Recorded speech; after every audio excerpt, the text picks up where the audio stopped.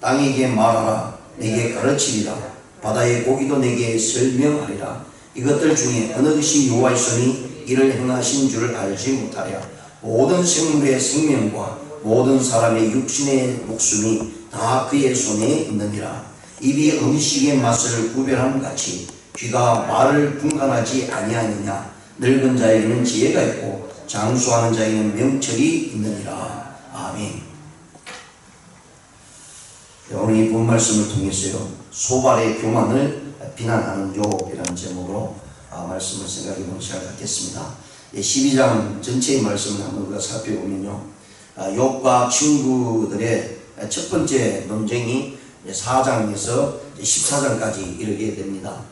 그런 가운데 우리가 앞에서 보았던 엘리바스는 욥의 특수한 상황을 고려치 않고 자신의 오랜 경험에 입각해서 욥을 향해서 이런 일들이 일어난 것은 죄가 있기 때문이다. 그러니까 회개하라. 그러면 해결책이 있을 것이다. 라고 이렇게 5장에서 이야기를 해주고 있고요. 또 소발은 역시 마찬가지로 형식적이고 무미건조한 흑백 논리를 가지고 욥에게 이야기를 해주고 있습니다. 그러면서 그 흑백 논리에 의하면 너는 분명히 죄인이면 분명하다. 그렇기 때문에 그것에 대해서 네가 고백하고 회개해야 된다라고 이렇게 앞에서 빌단이 이야기를 했습니다. 이제 소발은 지금 11장에서 소발이 이제 욥의 이야기를 듣고요, 소발이 이야기하는 내용이 이제 11장에 나오고 있는데, 그래서 하나님이 인간의 이해를 초월한다고 하는 정통적인 교리적인 부분에 대해서 이제 소발이 이제 욥에게 이야기를 합니다. 우리가 자칫 잘못하면 우리가 정말 신학적인 교리를 굉장히 중요시 여깁니다. 그러다 보니까 자칫 잘못하면 그 교리를 위해서 우리가 그것만을 가지고 사람들을 비판하거나 그것을 가지고 잣대를 가지고 계속해서 이야기를 하다 보면 너무 그냥 사랑이라는 부분이 너무나 멀어져 버리고 만다는 것입니다. 그래서 교리적인 부분이 굉장히 중요하지만 교리가 그 사람을 지적하고 그 사람을 비판하는 데 있어서 적용해 나갈 때 그것이 다가 아니라는 사실이죠. 그래서 그 말씀을 이렇게 적용해 나갈 때 반드시 사람과 함께 그것을 나타내야 된다는 사실을 이야기합니다. 근데 소발은 정통적인 교리를 가지고 욥을 지적하고 욥이 잘못되었다. 그 교리에 의하면 너는 반드시 죄가 있다라는 사실을 가지고 이야기를 해주고 있었습니다. 그래서 그것에 대해서 이제 12장에서 욥이 이제 이것에 대해서 대답을 하면서 앞에서 이 세 명의 친구, 즉 엘리바스나 빌닷이나 소발이 이야기한 것에 대해서 이제 변론을 하는 이제 그런 모습으로 나타내 주는 것이 바로 오늘 12장 전체의 내용입니다. 그래서 12장의 전체의 내용에 보면 친구들의 비난에 대해서 강력히 이제 반발하는 내용이 이제 12장에서 나오고요. 자, 그러면서 오늘 이 본 말씀을 전체로 따지고 보면 1절에서 12절 오늘 읽었던 부분에 대해서는 욥이 악인들의 강망을 예시하면서 소발의 인과응보식인적인 사고에 대해서 반박을 해주고 있습니다. 그러면서 악한 자들도 형통한 것을 보여주고요. 그리고 선하게 의인임에도 불구하고 징계를 받거나 또 안 좋은 일들, 이런 어려운 일들 겪는 일들이 일어난다라고 하는 것을 통해서 이제 소발이 인과응보적인 모습에 대해서 반발하고 있는 내용이 오늘 본 말씀 1절에서 12절의 내용이고요. 그 다음에 13절에서 25절까지는 하나님의 지혜와 능력 그리고 절대 주권을 이제 설명을 해주고 있습니다. 인간이 아무리 똑똑하고 아무리 모든 것에 능통하다 할지라도 하나님 앞에 가서는 그것이 아무런 소용이 없다. 하나님의 지혜 앞에서 인간의 지혜는 전혀 쓸모가 없다라고 하는 그런 모습으로 하나님의 전지전능하심에 대해서 이제 이 욥이 대변하고 있는 내용으로 나타내주고 있습니다. 그러면서 12장 전체에서 강조하고 있는 내용은요, 욥은 자신의 지혜가 친구에게 비해 모자라지 않다라는 사실을 이야기합니다. 그래서 오늘 본 말씀 1절에서 12절의 내용은 이 앞에서 엘리바스나 빌닷이나 소발이 자기의 의견들을 이렇게 피력해 나갈 때, 욥에 대해서 계속해서 피력해 나갈 때 욥은 전혀 아무것도 모르는, 그러니까 죄를 지었기 때문에 이런 고통과 고난을 받기 때문에 내 말을 들으라 라고 하는 이 세 명의 친구들의 말을 듣고 욥이 이런 것에 대해서 반문하고 있는 내용이 오늘 본 말씀인데요.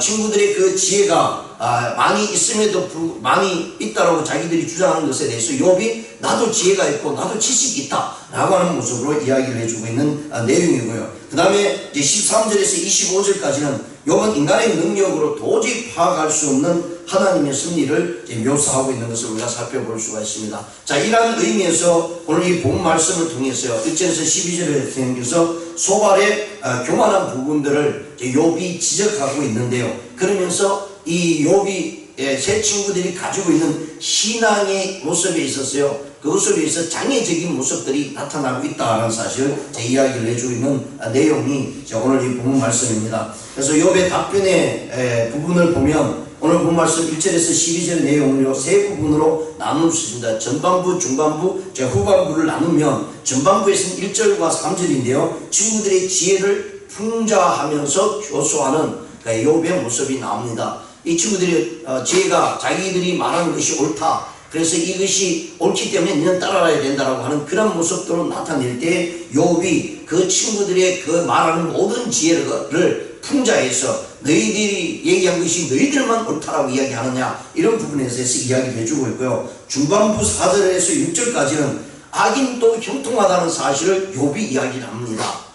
그렇기 때문에 앞에서 세 명이 이야기하고 있는 인과응보적인 모습, 그리고 그런 것들이 잘못으로 나타날 수 있다는 사실을 이야기해주고 있는 내용이 이제 4절에서 6절의 말씀이고요. 그리고 7절에서 12절까지는 자연물들, 자연세계를 의인화해서 친구들의 지혜들이 얼마나 나약한가를 이야기를 해주고 있는 부분이 7절에서 12절의 말씀인 것을 우리가 볼 수가 있습니다. 그래서 1절에서 3절의 모습을 보면요, 욥이 대답하여 이르되 너희만 참으로 백성이로구나. 너희가 죽으면 지혜도 죽겠구나. 나도 너희같이 생각이 있어 너희만 못하지 아니하니 그 같은 일을 누가 알지 못하겠느냐라고 이렇게 이야기를 해주고 있는 내용입니다. 여기서 우리가 신앙의 잘못된 모습이 우리에게 비춰주고 있는데, 그것이 바로 세 명의 친구가 한 이야기에 대해서, 또 오늘 특히 앞에서 소발이 이야기한 것에 대해서 욥이 지적해주고 있는 것을 볼 수 있는데요. 신앙에 있었어요.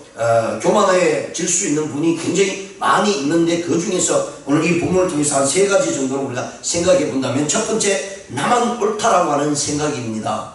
엘리바스나 빌닷이나 소바는 다 같이 나름대로 정말 훌륭한 신앙인이면 분명합니다. 그런데 그들이 욥을 찾아왔을 때, 애당초 찾아왔을 때는 솔직히 욥을 뭐 비난하기 위해서, 욥이 죄가 많기 때문에 네가 회개해야 된다는 것으로 처음부터 질타하기 위해서 욥에게 온 것은 아닌 줄 압니다. 와서 이 세 친구가 욥을 위로하기 위해서 왔음에도 불구하고 그 위로하기보다는 말을 하다 보니까 더 지나칠 정도로 앞으로 나가고 있다는 사실, 그러면서 자기들이 하는 말이 옳다라고 이야기를 해주고 있습니다. 그래서 오늘 본 말씀에서 보시면 욥이 지적한 대로 뭐라고, 너희만 참으로 백성이구나 라고 합니다. 너희들이 이야기한 것이 너희들만 자꾸 옳다고 이야기하느냐, 이 말을 하고 있다는 거예요. 그래서 욥이 그것에 대해서 지적을 하면서 너희만이 옳은 것이 아니라 나도 너희들만큼 지혜가 있고 지식도 있다, 이렇게 얘기합니다. 그러면서 너희가 죽으면 지혜도 죽겠구나, 즉 너희들이 하고 있는 것이 가지고 있는 모든 지혜, 너희가 가지고 있는 지식이 다 옳다고 얘기하니까 너희가 죽으면 뭐 다 아무도 소용이 없다는 얘기냐, 즉 하나님도 소용이 없다고 할 정도로 너희가 하는 말이 다 옳다고 생각하고 있느냐, 이 말을 하고 있다는 거예요. 사람이 교만해지면 이 부분에 대해서 대부분 다 걸리게 됩니다. 내가 옳다라고 생각하고요, 계속해서 논쟁을 하다 보면 그것 때문에 결국은 논쟁이 끝이 안 납니다. 거기서 양보할 줄 모르고요, 내가 한 말이 절대적으로 옳다라고 이야기할 때 결국은 자기만 옳은 것이 아니라 상대방도 상대방 나름대로의 의견을 가지고 있기 때문에 그것에 반대적인 생각을 가지고 있으면 그것이 옳다라고 계속해서 논쟁할 수밖에 없다 하는 사실을 보여줍니다. 이것이 바로 사람이 살아가는 데 있어서요, 특히 신앙인들이 가지고 있는 잘못된 약점들이 나타나고 있는 부분이 될 수 있다는 것입니다. 그래서 나만 옳다라고 생각하는 것이 얼마나 잘못된 모습으로 나타나고 있는가, 그것이 바로 우리 신앙에 있어서요 장애적인 모습으로 나타나고 있다는 사실입니다. 그래서 수많은 사람들이 서로를 이야기하고 서로를 대변해길 때 자기의 아집적인 모습이 나타나고요, 결국은 그것이 너무 강해지다 보면 독선으로 나타나게 된다는 것입니다. 자기만 옳기 때문에 다른 사람들의 의견은 다 틀린 것이다 라고 하는 그런 모습으로 나타날 수 있다는 사실 말씀을 해주고 있고요. 두 번째로 이 신앙에 있어서요 잘못된 모습으로 나타날 수 있는 요소들이 뭐냐면 나만 안다는 생각입니다. 욥의 세 친구들이 자기들만이 사람이요, 자기들만 옳다라고 여겼던 그런 폐단적인 모습들이요 나타나면서 또 다른 하나의 독성이 뭐냐면 나만 안다는 생각을 가지고 있습니다. 무엇이나 자기들만 알고 있는 것처럼 행동했던 모습을 3절에서 보시면 나도 너희같이 생각이 있어 너희만 못하지 아니하니 그 같은 일을 누가 알지 못하겠느냐. 그러니까 이 세 친구들이 알고 있는 이야기를 다 했을 때 욥이 그것을 듣고는요 자기들만 안다고 생각하니까 욥도 나도 안다. 누가 그 같은 일을 누가 알지 못하겠냐. 너희 세 명만 아는 것이 아니라 많은 사람들이 그것을 안다는 얘기입니다. 예, 우리가 일반적인 상식은 대부분 다 압니다. 그래서 앞에서 이야기했던 이 세 친구는 일반적인 현상들이 이렇게 나타난다고 이야기하면서 바로 욥이 거기에 적용된다고 이야기하고 있죠. 그래서 이 결과적인 모습을 보면서 이런 재앙이 나타나고 이런 고통이 나타나고 있는 것은 네가 죄를 지었기 때문에 회개해야 된다는 것이 이 세 명의 일반적인 생각을 가지고 이야기를 했습니다. 그래서 자기들만 안다고 생각한 이 부분이 욥뿐만 아니라 모든 사람들이 다 알고 있는 생각이다 라고 이렇게 이야기를 해주고 있는 것을 보게 됩니다. 그렇습니다. 우리가 안다라고 하는 것이요 더 깊이 아는 사람 앞에 가서는 우리가 안다는 것이 얼마나 나약한가를 깨닫게 될 수밖에 없습니다. 그래서 내가 알고 있다는 이 알미 다가 아니라는 사실을 우리가 이 욥의 대변을 통해서 우리가 분명히 알 수가 있습니다. 그렇습니다. 누구든지 다 알 수 있는 부분 아니면 더 많은 지식과 더 많은 지혜를 가지고 있는 사람이 분명히 있다는 거죠. 더 나아가서 우리가 알고 있다는 것이 다가 아니라는 사실을 하나님 앞에 섰을 때는 절실하게 깨달을 수밖에 없다라는 사실을 말씀합니다. 그래서 사도 바울도요 지식은 교만하게 하는 것이요 사람은 덕을 세우는 것이다 라고 이야기합니다.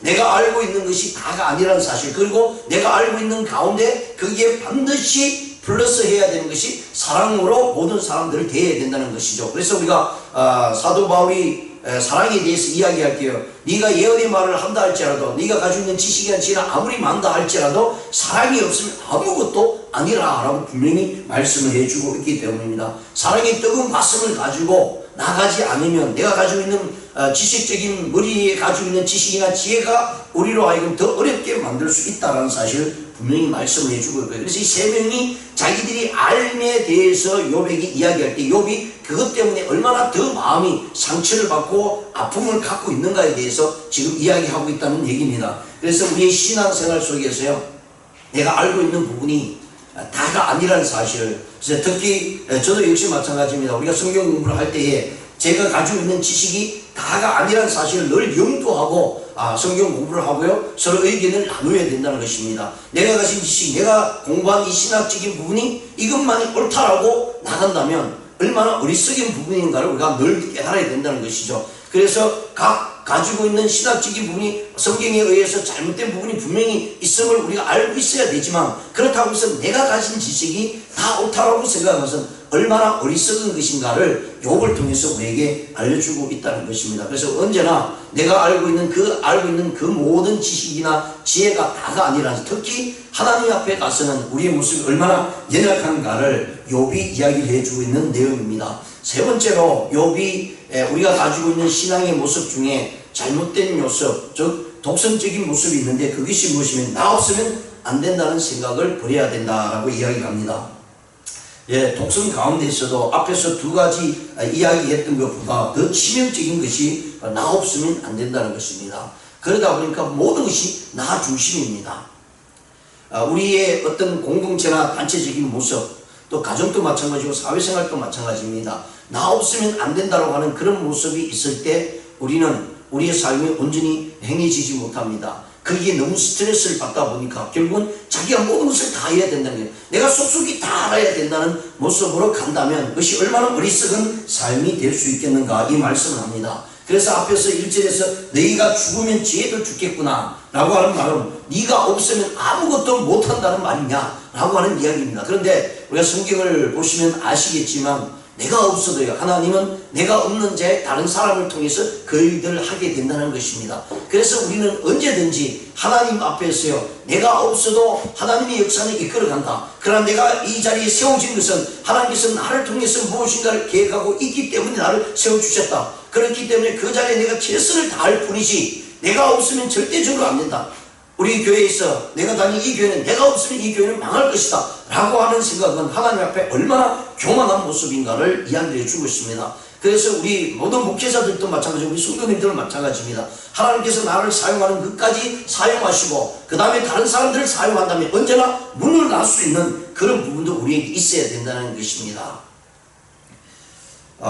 미국에서 이제 생활하다 보면 사역자들이 많이 없잖아요. 그러다면 이제 우리 평신도 사역을 많이 하게 됩니다. 그래서 성도님들 중에 또 이렇게 사역자들이 은사를 받은 많은 분들이 있잖아요. 좋은 은사를 받은, 특히 교회에서 사역을 하다 보면 정말 교회에 필요한 사역자들이 많이 있어요. 근데 한 번은 이제 다른 교회였습니다. 이제 거기에서 목사님이 이제 집사님 아드님 중에 아주 음악을 잘 하시는 분이 있었어요. 그래서 그 아들을 그 청년을, 그 형제를 이제 찬양 사역자로 세우면서 이제 찬양하게 했습니다. 그러면서 이제 애초에 이렇게 얘기를 했다고 합니다. 이제 찬양 사역자가 구해지면 뭐 혹시 전도사님이라도 오시게 되면 이제 그 전도사님이 이제 그 모든 찬양 사역을 이제 이끌어 갈 것이다 라고 이야기를 하고 이제 이렇게 형제를 세워서 찬양 사역을 해 나가고 있다가 정말 전도사님이 오게 됩니다. 근데 그 전도사님이 음악을 전공한 분이에요. 그래서 그 전도사님이 오니까 음악을 전공하고 하니까 뭐 기타도 치시고 찬양 워낙 잘 하시니까 그래서 찬양 사역자 리더로 그 전도사님을 이제 일임을 했습니다. 그랬더니 이 형제도 마찬가지고 그 집사님, 아버지 집사님도 왜 바꾸냐고 이제 교회에서 이제 난리가 난 거예요. 이제 이런 부분이 우리 교회에서 어떻게 보면 잘 이해를 하고 또 그 부분에 있어서 나보다 더 사역의 은사에 대해서 훌륭한 면이 있다면 서로가 양보하면서 협력해 나가면 될 텐데 그렇다고 사역을 하지 말라는 얘기가 아니죠. 리더를 세우고 함께 그 찬양 사역을 이렇게 팀이 되어서 나가면 더 많은 모습으로 더 많은 은혜를 끼칠 수 있는 부분이 있음에도 불구하고 내가 하지 않는 것 때문에 거기에 분노를 하거나 화를 낸다면 이건 하나님의 사역자로서는 결코 있을 수 없는 일이다라는 사실을 말씀을 하고 있습니다. 그래서 우리는 누구든지요, 저를 비롯한 누구든지 하나님께서 때가 되어서 하나님께서 사용하신 사람이 내 사역이 다 끝날 점에 다른 사역자들이 나를 이어서 행할 때는 언제든지 내가 물려줄 수 있는 그런 부분이 있어야 된다는 사실을 말씀을 해주고 있습니다. 그런데 우리 대부분의 사람들은요, 내가 없으면 결코 안 되기 때문에 내가 그 자리에서 물러나면 큰일 나는 줄 알고 그것에 대해서 굉장히 안타까워하는 부분만 있는 것이 아니라 분노하는 부분이 나타날 수도 있다는 얘기입니다. 그래서 욥이 이 세 친구들 향해서 너희가 없으면 모든 것이 되지 않느냐라는 말을 이야기하면서요, 이제 7절에서 이후에는 자연에 일어나는 그런 생물적인 모습, 동물적인 모습 속에서도 하나님께서 사용하신다면 왜 못 사용하겠느냐라고 하는 모습으로 대변해주고 있는 내용들이 이제 7절에서 나옵니다. 7절에 보시면요, 이제 모든 짐승에게 물어보라. 그것들이 내게 가르치리라. 공중의 새에게 물어보라. 그것들이 또 내게 말하리라. 땅에게 말하라. 내게 가르치라. 바다의 고기도 내게 설명하리라. 이것들 중에 어느 것이 여호와의 손이 이를 행하신 줄을 알지 못하랴. 모든 생물의 생명과 모든 사람의 육신의 목숨이 다 그의 손에 있느니라. 자, 하나님께서 사용하신다면 우리가 아무리 가지고 있는 지혜, 아무리 가지고 있는 내 능력이 있다 할지라도요, 하나님께서 그 사람이 지나온 자리에 다른 사람들이 또 그 일들을 행할 수 있고 이어서 행할 수 있다. 왜냐하면 이 자연세계도 모든 동물에 있는 땅에 있는 기는 것이나 모든 바다에 있는 물고기들까지 다 아는 사실인데 왜 너만은 자기들만이 옳다고 생각하느냐라고 이렇게 이야기하고 있는 부분입니다. 우리가 성경에서 보시면 엘리야가요, 하나님을 향해서 선지자는 나뿐인데 나밖에 남지 않은데 하면서 하나님께 엘리야가 하소연하는 모습들을 우리가 볼 수 있습니다. 그때 하나님께서 뭐라고 말씀하시니, 야, 나는 너 같은 선지자들, 기도하는 선지자들을 7,000명이나 남겨두었다 라고 이렇게 말씀하시는 것을 볼 수 있습니다. 그렇습니다. 때로는 내 믿음의 신앙의 모습 속에서 나만이 최고다, 나만이 안다, 내가 가진 것이 이 교회를 살리고 있고 내가 없으면 교회가, 내가 없으면 가정이, 내가 없으면 사회가 다 사라지고 말 것이다 라고 하는 그런 교만적인 모습이 우리 안에 있다면 이건 엄청난 하나님 앞에서의 잘못된 모습이다 라고 이렇게 말씀을 해주고 있습니다. 그러나 우리 그리스도인들은 한 가지 정말 좋은 점은 하나님이 나와 함께 하고 있고 하나님께서 언제나 나를 사용하고 있다는 의미에서는 좋은 점을 가지고 있고요. 그리고 하나님께서 때가 되면 반드시 한 계획대로 이루어질 수 있고 하나님의 뜻대로 바뀔 수 있다는 것에 대해서 우리는 때로는 감사함으로 나갈 수 있다는 것입니다.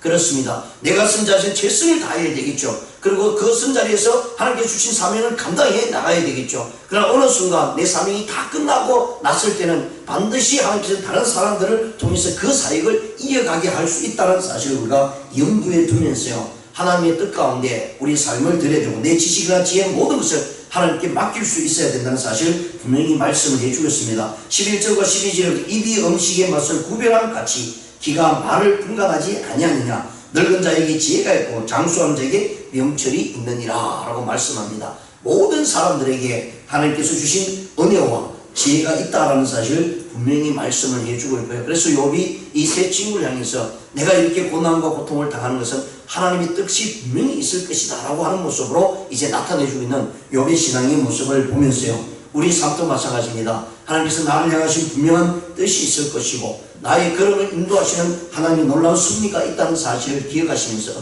언제나 겸손한 모습으로 하나님을 의지하며 나가는 저와 여러분 되시기를 주님의 이름으로 축원드립니다. 기도드리시겠습니다.